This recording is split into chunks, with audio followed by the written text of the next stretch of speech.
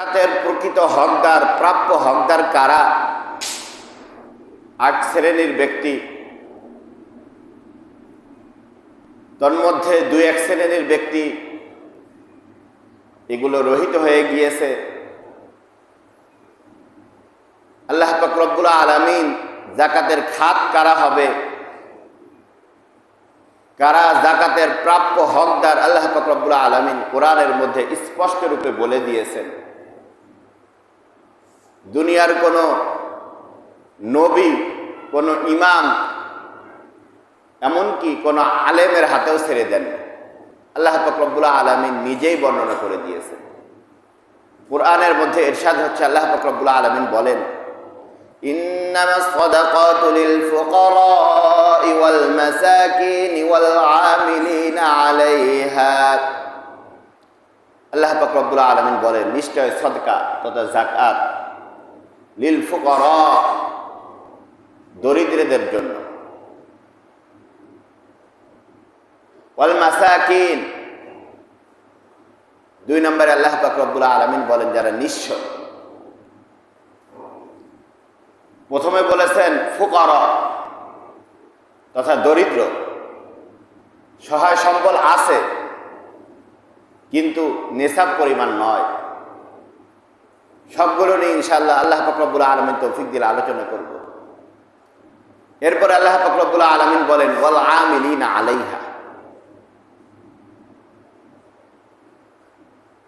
যারা যাকাত উত্তোলনের কাজে নিয়োজিত। অর্থাৎ ইসলামী রাষ্ট্র ব্যবস্থার ক্ষেত্রে ইসলামী রাষ্ট্র কর্তৃক যাদেরকে যাকাত উত্তোলনের জন্য নিয়োজিত করা হয়েছে, ওই সমস্ত ব্যক্তিদেরকেও যাকাতের টাকা থেকে তাদেরকে পারিশ্রমিক দেওয়া যায়। তবে আমি আপনি যাকাতের টাকা কোনো প্রতিষ্ঠানের জন্য তুলে সেখান থেকে কিন্তু নিতে পারবো না। ওয়াফির রিকাব, এরপরে আল্লাহ পাক রব্বুল আলামিন বলেন দাস মুক্তি। তো এখন যেহেতু গোলামের প্রথা দুনিয়ার বুকে নেই, যার ফলে এই বিষয়টি আমাদের কোনো কার্যত উপকারে আসবে না। ওয়াল গারিমিনা ওয়া ফি সাবিলিল্লাহ, এরপরে ৫ নম্বর আল্লাহ পাক রব্বুল আলামিন বলেন গারিমিন, অর্থাৎ যারা ঋণগ্রস্ত ব্যক্তিদেরকেও যাকাত দেওয়া যাবে।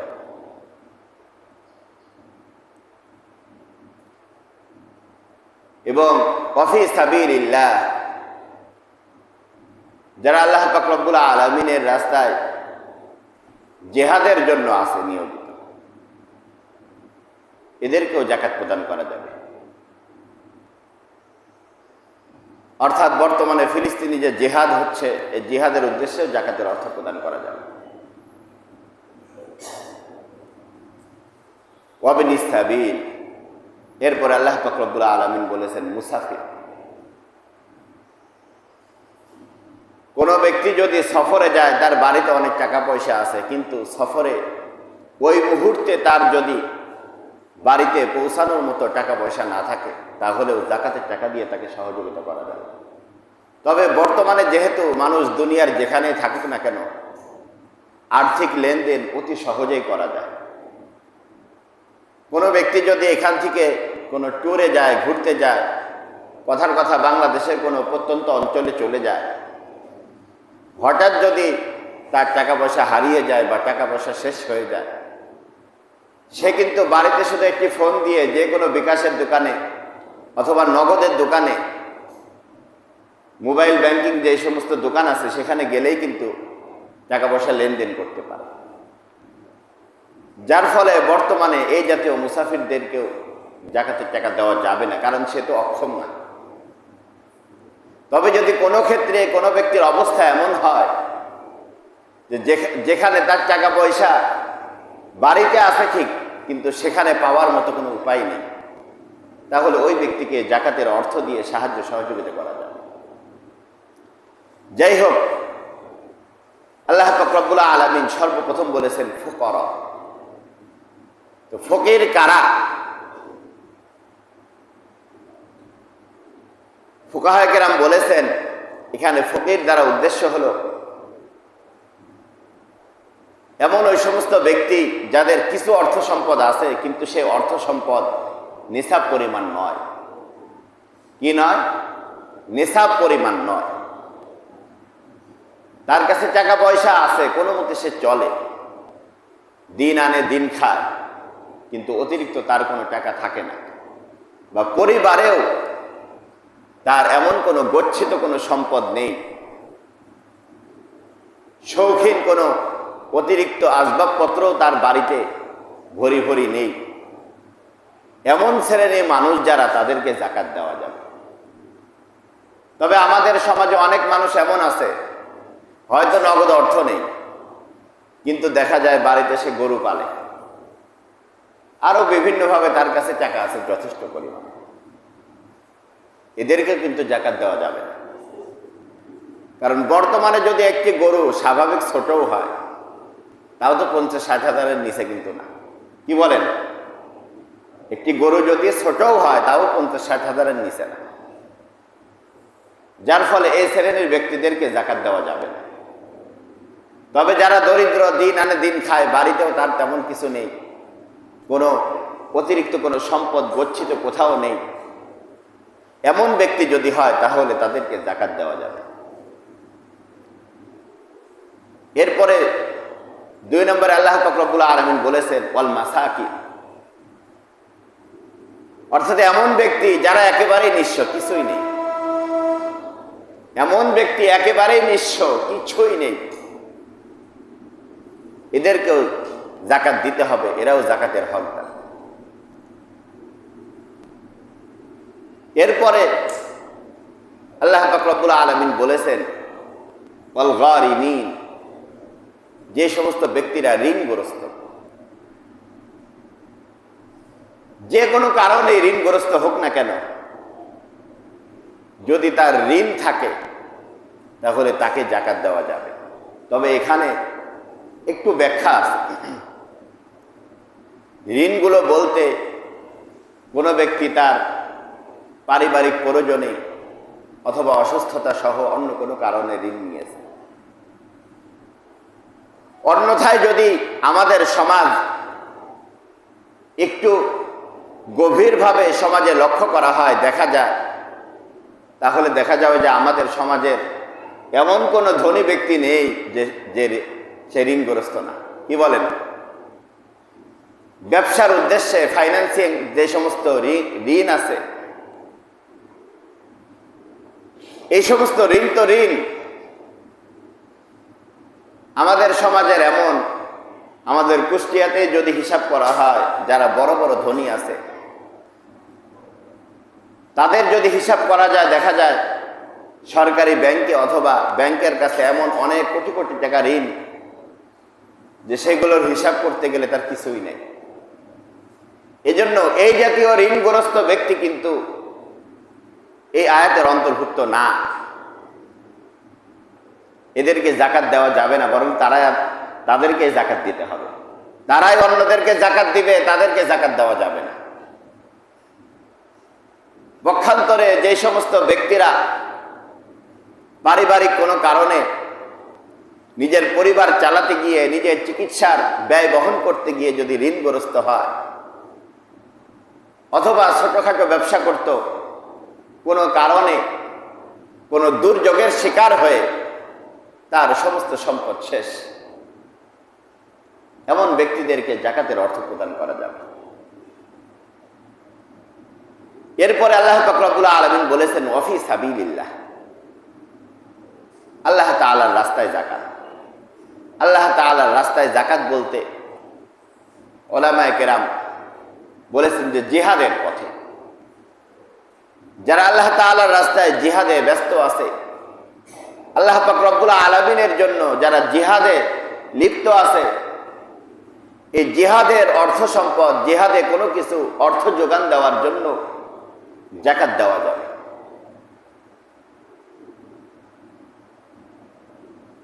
এমনিভাবে বর্তমানে বিভিন্ন মাদ্রাসাতে বিভিন্ন বাচ্চারা পড়াশোনা করে, তাদেরকেও কিন্তু যাকাতের টাকা দেওয়া যাবে। তারাও কিন্তু হকদার। তবে এখানে একটু বিশ্লেষণের বিষয় দেখেন, কোন মসজিদে কিন্তু জাকাতের টাকা দেওয়া যায় না।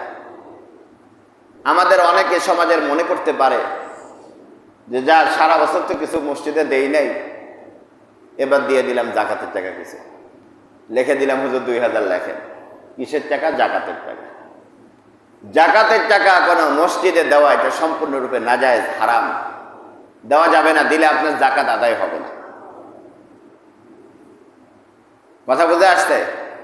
মসজিদে জাকাতের অর্থ প্রদান করলে জাকাত আদায় হবে না। তবে মাদ্রাসায় দেওয়া যায়। মাদ্রাসায় দেওয়া যায় বলতে আসলে মাদ্রাসা তো জাকাত নেয় না। মাদ্রাসার একটি ফান্ড থাকে, লিল্লাহ ফান্ড। যে ফান্ড থেকে মাদ্রাসায় আমাদের সমাজের অনেক দরিদ্র শ্রেণীর ব্যক্তিবর্গ আছে, যে সমস্ত সন্তানদের পিতামাতা তাদের লেখাপড়ার খরচ বহন করতে পারে না, এমন সন্তানের কিন্তু অভাব আমাদের বাংলাদেশে নেই।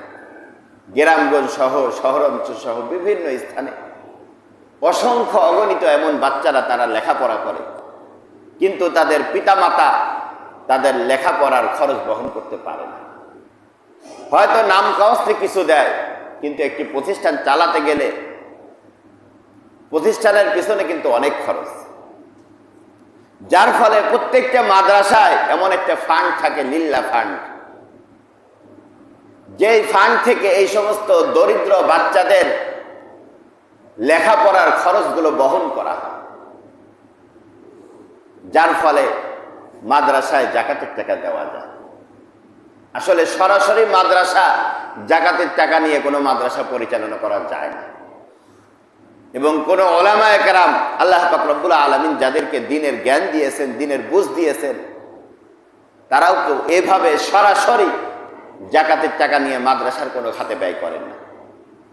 বরং সেটা লিল্লাহ ফান্ডে জমা করে সেখান থেকে ওই সমস্ত ছাত্রদের খরচ হিসাবে তারপরে মাদ্রাসার অন্যান্য ফান্ডে যোগ করা। যাই হোক, যে কথা বলতেছিলাম, ওয়াফি সাবিলিল্লাহ, আল্লাহ পাক রব্বুল আলামিন বলেছেন সাবিলুল্লাহ, আল্লাহ তাআলার রাস্তায় যাকাত দেওয়ার কথা। এরপরে মুসাফিরের কথা তো বললাম। এখন আরো কিছু বিষয় আলোচনা। এই যে এই সমস্ত এই শ্রেণীর ব্যক্তিগুলোর মধ্যে সর্বাপেক্ষা জাকাতের প্রাপ্য ব্যক্তি কারা? কথা কি বুঝে আসছে? জাকাতের সর্বাপেক্ষা হকদার কারা? দেখেন, জাকাত যদি আপনার আত্মীয় স্বজনদের মধ্যে কোনো ব্যক্তি দরিদ্র থাকে, তাহলে কিন্তু আগে আত্মীয় স্বজনদেরকে জাকাত প্রদান করা এটা কিন্তু আপনার একটা দায়িত্ব। আপনার বংশের, আপনার রক্তের আত্মীয় সম্পর্ক, রক্ত সম্পর্কের আত্মীয়, তারা যদি দরিদ্র হয়, তারা যদি জাকাতের হকদার হয়, প্রাপ্য হকদার হয়, তাহলে সর্বপ্রথম জাকাতের টাকাগুলো কিন্তু তাদেরকে দেওয়া উচিত। কারণ আত্মীয় হিসাবে তাদের প্রতি আপনার একটা দায়িত্ব আছে। সুখে দুঃখে তাদের পাশে দাঁড়ানো এমন দায়িত্ব কিন্তু আমার আপনার আছে। অতএব আত্মীয় স্বজন, আমাদের আত্মীয় স্বজনদের মধ্যে কোনো ব্যক্তি যদি হতদরিদ্র হয়, তাহলে সর্বপ্রথম জাকাতের প্রাপ্য হকদার কিন্তু অগ্রাধিকার তারাই হবে। এরপরে আরেকটি গুরুত্বপূর্ণ খাত হিসাবে যে মাদ্রাসায় জাকাতের অর্থ প্রদান। কারণ আল্লাহ পাক রব্বুল আলামিন কোরআনের মধ্যে বলেছেন, তাআওয়ানু আলাল বিররি ওয়াত তাকওয়া ওয়ালা তাআওয়ানু আলাল ইসমি ওয়াল উদওয়ান। আল্লাহ পাক রব্বুল আলামিন বলেন, তাআওয়ানু, তোমরা পরস্পর সহযোগিতা করো, আলাল বিররি ওয়াত তাকওয়া, পূর্ণ এবং খোদা ভীতিমূলক কাজে, আল্লাহ পাক রব্বুল আলামিনের ইবাদতের ক্ষেত্রে তোমরা একে অপরকে সাহায্য করো। অতএব নিজের আত্মীয় যদি দরিদ্র হয় তাদেরকে দিলেও আপনার অনেক সওয়াব। জাকাত প্রদানের সওয়াব তো পাওয়া যাবে, সাথে সাথে আত্মীয়ের হক আদায় করার সওয়াবও পাওয়া যাবে।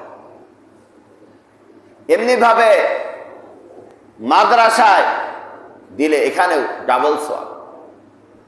একটি হলো জাকাত প্রদানের সওয়াব, সাথে সাথে আপনি একজন বাচ্চাকে, একজন এতিম বাচ্চা, একজন দরিদ্র বাচ্চাকে আপনি দ্বীনি শিক্ষার কাজে সহযোগিতা করতেছেন। এটা সাদকায়ে জারিয়ার মতো,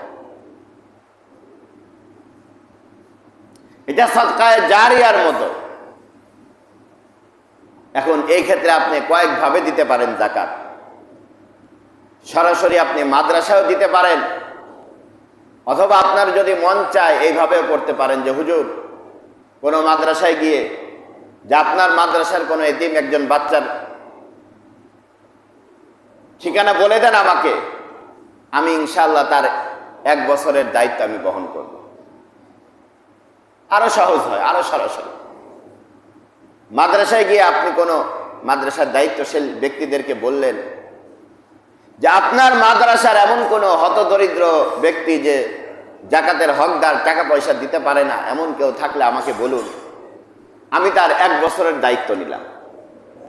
প্রতি মাসে তার কত করে খোরাকি লাগে আমি সেটা দিয়ে দিব, তার জামা কাপড় সহ সবকিছু বাবদ যা কিছু লাগে সবকিছুর খরচ আমি দিয়ে দিব।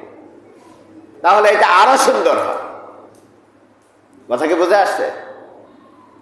যাই হোক, যে কথা বলতেছিলাম যে কোন পথে, কোন ক্ষেত্রে জাকাত প্রদান করা অধিক উত্তম। 1 নম্বরে বললাম আত্মীয় স্বজন, 2 নম্বরে বললাম এই যে মাদ্রাসাতে যে সমস্ত এতিম বাচ্চারা পড়াশোনা করে, লেখাপড়া করে, তাদের জন্য জাকাতের অর্থ ব্যয় করা, এটা অনেক সওয়াবের কারণ হবে, সওয়াবের মাধ্যম হবে। এখন জাকাত কিভাবে প্রদান করব? জাকাত কিভাবে প্রদান করব? কাউকে জাকাত দিতে গেলে প্রথম শর্ত হলো তাকে মালিক বানিয়ে দিতে হবে। কি করতে হবে বলেন? তাকে মালিক বানিয়ে দিতে হবে। মালিক বানানো বুঝেন? অর্থাৎ একটি জিনিস একজনকে দিয়ে দেওয়া, এখন সে যেমনি ইচ্ছা সামনে ব্যবহার করতে পারে।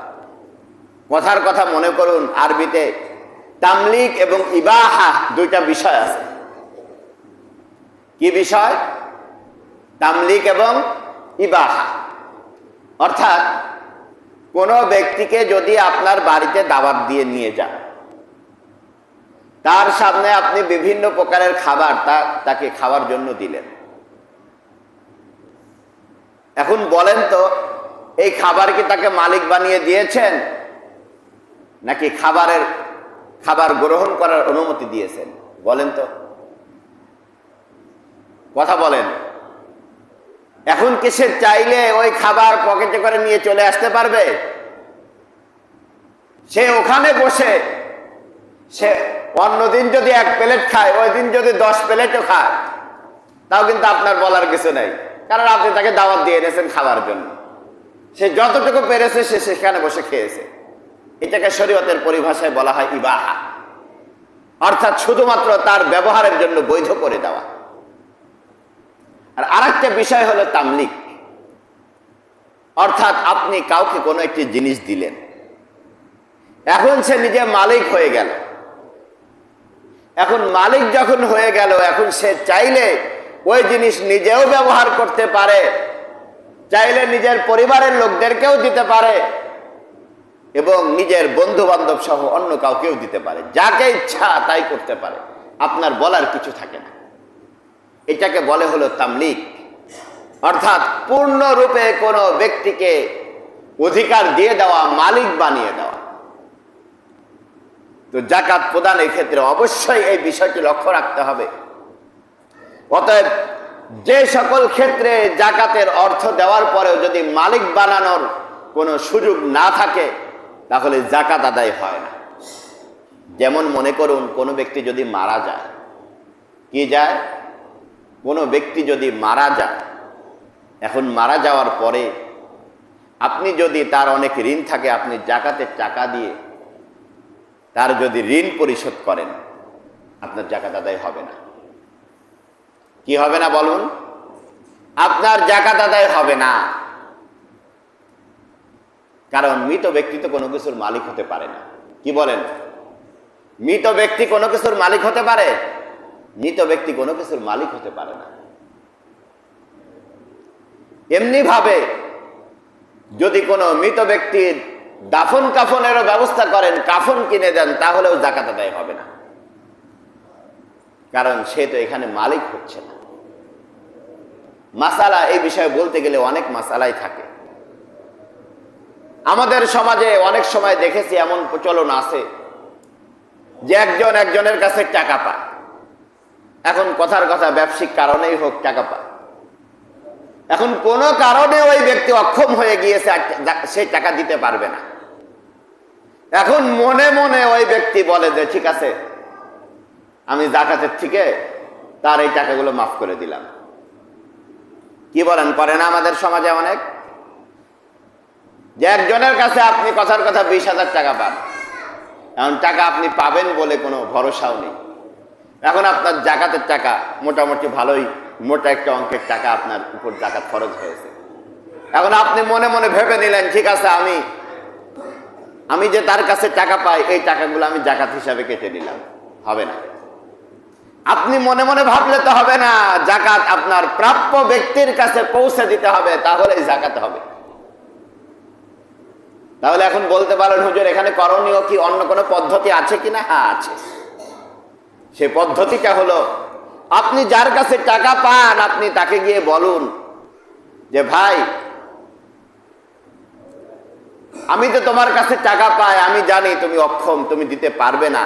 একটা কাজ করো, তুমি কারোর কাছ থেকে এই মুহূর্তে ঋণ করে হলেও আমাকে টাকাটা পরিশোধ করে দাও, আমি দেখি তোমার ঋণ পরিশোধ করার ব্যবস্থা করে দিচ্ছি। কথাকে বুঝে আসছে? যার কাছে আপনি টাকা পান তাকে গিয়ে বলবেন তুমি তো টাকা এইভাবে দিতে পারবে না, তো তুমি কারোর কাছ থেকে ঋণ করে হলেও আমার ঋণটা আগে পরিশোধ করো, তারপরে তোমার যে ঋণ আমাকে দিতে গেলে যে তোমার যে ঋণ হবে অতিরিক্ত, এই ঋণ পরিশোধ করার ব্যবস্থা আমি করে দিচ্ছি। এখন যদি ওই ব্যক্তি ঋণ করে কারো থেকে টাকা এনে আপনাকে দেয়, এরপরে যদি আপনি তাকে ঋণ পরিশোধ করার ব্যবস্থা করে দেন, তাহলে কিন্তু জাকাত আদায় হয়ে যাবে। কথা কি বুঝে আসছে? ক্লিয়ার সকলের কাছে? তবে এখানে অনেক মানুষ না বুঝে আরেকটি কাজ করে, সেটা কি জানেন? বলে যে ঠিক আছে, আমি তো তোর কাছে টাকা পাই, যা জাকাত থেকে আমি 10,000 টাকা দিলাম, তুই আমারে দিয়ে দে। বুঝছেন কি করে?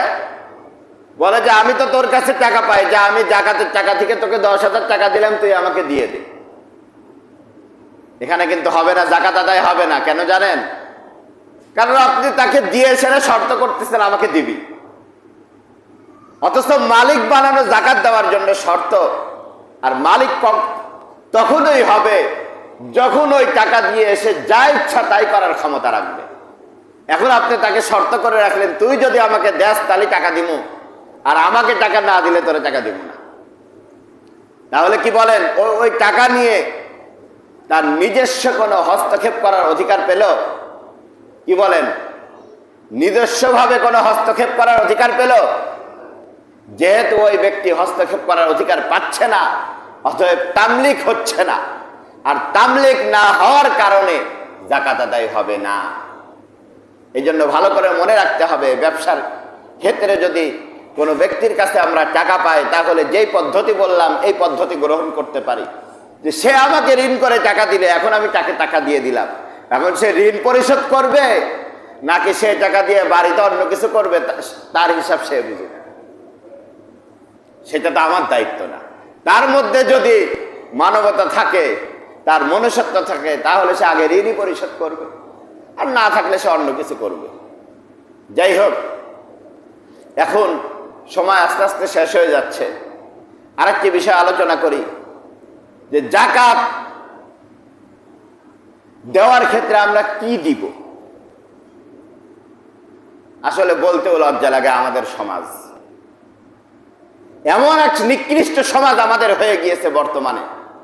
এখন হাটের মধ্যে গেলেই জাকাতের শাড়ি, জাকাতের লুঙ্গি, কি বলেন, পাওয়া যায় না? জাকাতের শাড়ি, জাকাতের লুঙ্গি। এখন আমি আপনাদেরকে একটা কথা বলি, মনে করুন আপনার পেটে অনেক ক্ষুধা। এখন যদি আপনাকে আমি 1000 টাকা গজের কাপড় দিয়ে এক প্যাচ না 10টা প্যাচ দিই, পেটে কি একটু শান্তি লাগবে? কি বলেন?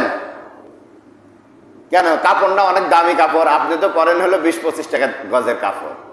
এখন 20-25 টাকা পাওয়া যায় না, ভুল হবে, 50 টাকা গজের কাপড় পাওয়া যায় মেয়েদের। এখন আপনাকে যদি পেটে যদি খাবার না থাকে, আমি আপনার গায়ে 1000 টাকা গজের কাপড়ও যদি আপনার শরীরে পেঁচাই, আপনাকে নিয়ে একটা সুন্দর চেয়ারে বসায় রাখি, কি বলেন, পেটের জ্বালা মিটবে? কি বলেন? কথা বুঝবেন? পেটের জ্বালা মিটবে? তার তো ক্ষুধা মিটবে না, তার তো পেটে ক্ষুধা আছে। আপনার কাপড় দিয়ে কি হবে? সে কাপড় নিয়ে কি খাবে? তা আমাদের সমাজ এগুলা কোথার থেকে শিখেছে? জাকাত দিবে, জাকাতের শাড়ি, আরো কি করে, বড় ব্যানার লাগিয়ে অমুক হাজী সাহেব জাকাত দিচ্ছেন, সিরিয়াল ধর, কেউ এদিক সেদিক করলে আবার করে দুর্ব্যবহার। আরো কত কিছু আমাদের সমাজে এগুলো চলে। এই ক্ষেত্রে ওই ব্যবসায়িকর তো লাভ হয় না, এবং ওই দরিদ্র ব্যক্তি তো আরো লস খায়। মাঝখান দিয়ে লাভবান হয় হয়তো কোনো তৃতীয় পক্ষ। কথার কথা মনে করুন, কোন একজন দরিদ্র ব্যক্তি, তার ঈদের সময় তার পেটে খাবার নাই, সে খাবে, বেঁচে থাকবে, সে কথার কথা 10 জায়গা থেকে 10টা শাড়ি পেল। আপনি শাড়িগুলো মানলাম কিনেছেন, কথার কথা, সেদিন একজন বলল যে এখন কমা শাড়ি নেয় না, কমপক্ষে নেয় 500 টাকা দিয়ে কিনছেন, মানলাম, সমস্যা নেই। এখন বলেন তো, আপনি তো কিনলেন 500 টাকা দিয়ে, কিন্তু ওই শাড়ি যখন একজন দরিদ্র ব্যক্তি পাবার পরে সে যখন ওই শাড়ি বিক্রি করতে যাবে, সে কি 500 পাবে? কি বলেন? ওই ব্যক্তি কি 500 পাবে? ওই দরিদ্র ব্যক্তি সর্বোচ্চ 300 পাবে। কি বলেন? সর্বোচ্চ যদি পায় কত পাবে? 500 টাকা শাড়ি, তাকে 300 পাবে। তাহলে মাঝখান দিয়ে আপনার 500 টাকা ঠিকই গেল, আপনি কিন্তু টাকা দিয়ে শাড়িটা কিনেছেন। তাহলে যে দরিদ্র ব্যক্তিকে দিলেন 500 টাকা, এসে তার কাছে হয়ে গেল 300 টাকা, কারণ তার তো পেটে ক্ষুধা। সে 10-12টা শাড়ি ঘরে জমা রেখে কি করবে? তার তো ঈদের বাজার করতে হবে, কিছু খেতে হবে, ডাল ভাত তাকে খেতে হবে। শাড়ি লুঙ্গি দিয়ে তো তার কাজে আসবে না। অতএব আপনি কিনলেন 500 টাকা দিয়ে, সেই শাড়ি হয়ে গেল এখন 300 টাকা। তাহলে মাঝখান দিয়ে 200 টাকা লাভবান হবে কারা? ওই তৃতীয় পক্ষ যারা এদের কাছ থেকে সুযোগ সন্ধানী, এদের থেকে ওই পণ্যগুলো কিনে রাখবে, তারা মাঝখান দিয়ে লাভবান হবে, যে হয়তো দরিদ্র ব্যক্তি না। তাহলে জাকাত আপনি দিচ্ছেন, যাকে দিচ্ছেন আপনারও লাভ হলো না, যাকে দিচ্ছেন তারও লাভ হলো না, মাঝখান দিয়ে তৃতীয় পক্ষ লাভবান হচ্ছে। এটা তো বোকামি ছাড়া কিছুই না। এর চাইতে জাকাতের প্যাকেজ বানান, চাউল দেন, কিছু কিছু ডাউল দেন, দরকার হলে নগদ টাকাই দেন। যদি ভয় হয় তো নগদ টাকা নিয়ে উল্টাপাল্টা খরচ করে ফেলতে পারে। চাউল ডাউল দেন, মানুষের নিত্য প্রয়োজনীয় যে খাবারের বিষয়গুলো আছে সেইগুলো দেন। ও চাউল যদি 10 জায়গার থেকে 20 কেজিও পায়, চাউল কিন্তু নষ্ট হবে না। কি বলেন? 10 জায়গার থেকে যদি কোনো ব্যক্তি, কোনো দরিদ্র ব্যক্তি 20 কেজি চাউলও পায়, আজকে না খেলে তার 20 দিন 1 মাস ধরে খাবে, তার কিন্তু নষ্ট হবে না, সেইগুলো কাজে লেগে যাবে। পক্ষান্তরে আপনি যে জিনিসগুলো দিচ্ছেন এতে কিন্তু তার ক্ষতি হবে। এই জন্য সর্বোত্তম বিষয় হলো টাকা পয়সা দেন, এত ঝামেলা না করে টাকা পয়সা দেন। তার প্রয়োজন হিসাবে তার যা প্রয়োজন সে তার প্রয়োজন মিটাক। যদি কোনো ক্ষেত্রে টাকা পয়সা দিতে আপনার ভয় হয়, তাহলে খাদ্য জাতীয় কোনো দ্রব্য যেগুলো মানুষ সবসময় একেবারে খেতেই হয়, নিত্য প্রয়োজনীয় যেগুলো আছে সেইগুলো কিনে দেন, তাহলে দেখবেন দরিদ্র ব্যক্তিরা উপকৃত হবে। পক্ষান্তরে শাড়ি দিলেন, লুঙ্গি দিলেন, কাপড় দিলেন, যাই দিলেন, এটা দিয়ে কিন্তু দরিদ্র ব্যক্তির ক্ষুধা মিটবে না। আপনার বাহ্যিকভাবে টাকা আপনার থেকে খসে যাবে, কিন্তু মাঝখান দিয়ে ওই দরিদ্র ব্যক্তি ক্ষতিগ্রস্ত হবে। এজন্য কমপক্ষে যারা আমার এখানে আছেন এবং যারা আমার মাইকের আওয়াজ শুনছেন, এই বছর যে যাই করেছেন, এখনো যারা দেননি, কমপক্ষে এটা করেন, আপনার টাকা দিয়ে একজন দরিদ্র ব্যক্তি উপকৃত হোক। তবে সর্বোপরি একটি বিষয় আপনারা মাথায় রাখবেন, এমন ব্যক্তিদেরকে জাকাত দিবেন যারা ভালো মানুষ। এমন ব্যক্তিকে জাকাত দিবেন না আপনার জাকাতের টাকা নিয়ে সে নেশা করে বেড়াবে, নেশা জাতীয় দ্রব্য সেবন করবে, নেশার পিছনে আপনার টাকা ব্যয় করবে। এমন ব্যক্তিদেরকে কিন্তু জাকাতের টাকা দিলে আপনিও একদিক দিয়ে গুনাহগার হবে। কথা বুঝে আসছে? কি বলেন, আছে না আমাদের সমাজে এমন দরিদ্র, কিন্তু টাকা পেলে আগে ভাত খায় না, আগে নেশা করে। 2 দিন ভাত না খেয়েও থাকতে পারে, কিন্তু নেশা না করে থাকতে পারে না। কি বলেন, আছে না, নাকি ভুল বললাম? আমাদের সমাজে এমন অনেক ব্যক্তি আছে। এমন যদি কেউ থাকে তাহলে তাদেরকে দেওয়ার দরকার নেই। কারণ অযথা কেন আপনি আপনার টাকা ব্যয় করে আরেকজনকে অপরাধের কাজে সহযোগিতা করবেন? অপরাধের কাজে সহযোগিতা করে আপনার তো গুনাহের ভাগ নেওয়ার কোনো প্রয়োজন নেই। এজন্য সমাজের দরিদ্র ব্যক্তিরা জাকাতের হকদার, তাদেরকে কিভাবে জাকাত দিবেন সংক্ষিপ্ত পরিসরে, সংক্ষিপ্ত আকারে কিছু আলোচনা করলাম। আরেকটি বিষয় আমাদের সমাজে হয়ে থাকে যে এক খাতের জন্য টাকা তুলে আরেক খাতে ব্যয় করা, এটা কিন্তু সম্পূর্ণরূপে খেয়ানত। কথার কথা মনে করুন, আমাদের সমাজে কোনো ব্যক্তি যদি অসুস্থ হয়, মসজিদে যদি তার নামে টাকা তোলা হয়, কি করা হয়? কথার কথা 10,000 টাকা, 20,000 টাকা উঠল। এখন যে টাকা তুলেছে সে যদি ওই টাকা বলে যে না, 20,000 টাকা উঠেছে, এত টাকা কি হবে, মসজিদে অনেক টাকা ঋণ আছে, যা 5,000 টাকা মসজিদে রেখে দে, আর বাকি 15,000 টাকা দে। বলেন এটা কি সঠিক কাজ হবে? সে কি দান করার, মসজিদে দেওয়ার সওয়াব পাবে, নাকি খেয়ানতকারী হবে? বলেন, কথা বলেন, কি হবে? খেয়ানতকারী হবে স্পষ্ট। আপনি টাকা তুললেন একজন দরিদ্র ব্যক্তির জন্য, সেই টাকা আপনি তাকে না দিয়ে আপনি মসজিদে দিয়ে মনে করতেছেন যা অনেক বড় সওয়াবের কাজ করে ফেললাম। আমাদের সমাজে বর্তমানে অধিক হারে এই কাজগুলো হয়ে থাকে। রমজানে তারাবির উদ্দেশ্যে টাকা তুলে সেই টাকাগুলো মসজিদে কেটে রাখা হয়। যারা এই কাজগুলো করে, যাদের সহযোগিতায় হয়, তারা সবাই খেয়ানতকারী। তারা কিয়ামতের দিন খেয়ানতকারী হিসাবে উঠবে। হাদিসের মধ্যে এসেছে লা ঈমান লিমান লা আমানাত লা, যার মধ্যে আমানতদারিতা নাই তার কোনো ঈমান নেই। আমাদের সমাজে মানে কত মসজিদের জন্য দরদ উঠলে পরে তারাবির টাকা তুলে এখন কয় কত উঠছে, 30,000, এই 20,000 টাকা, 15,000 টাকা মসজিদে রাখ। আরে তোর এত দরদ লাগে, তোর যখন প্রতি মাসে চাউল কিনোস 1,600 টাকা বস্তা কিনতে গেলে, যা আমি 1,200 টাকা বস্তা চাল কিনি আর 400 টাকা মসজিদে দিই, তখন দিতে পারস না? তখন দরদ তোর কোথায় যায়? দরদ এক উদ্দেশ্যে টাকা তুলে, এগুলা দরদ না, এগুলা দরদ নাবে বাদরামি, কিয়ামতের দিন খেয়ানতকারী হিসাবে উঠবে। এজন্য মনে রাখতে হবে, যেই ফান্ডের জন্য টাকা তুলবে সেই ফান্ডটাই ব্যবহার করতে হবে। অন্য ফান্ডে করলে স্পষ্ট খেয়ানতকারী। আরো অনেক বিষয় আছে। যাই হোক, জুমা তো আমার জীবনের শেষ জুম্মা এই মসজিদে। আল্লাহ পাক রব্বুল আলামিন তৌফিক দিলে ঈদের দিন হয়তো আর কিছু বলবো। আমরা যারা সুন্নত করিনি, কবলা জুমা 4 রাকাত সুন্নত করে নিই।